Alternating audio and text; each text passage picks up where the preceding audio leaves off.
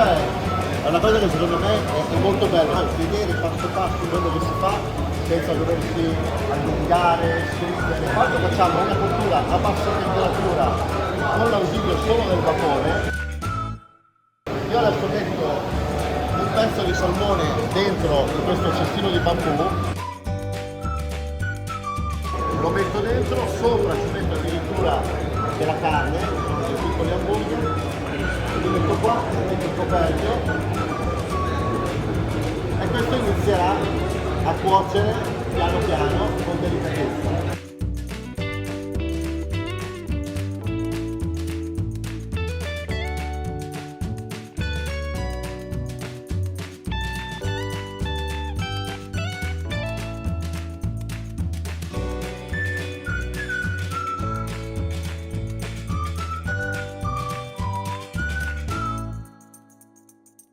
Che cosa farà? Che il vapore precuocerà, dopo lo passo a rotolare e ci metterò un minuto.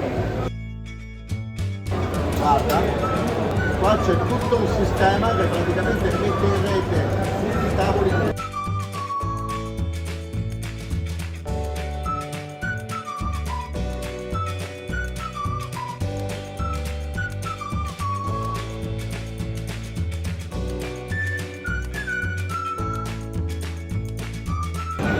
Quello che dovete guardare è che anche tutti i fumi, non solo il vapore, ma anche i fumi vengono aspirati benissimo.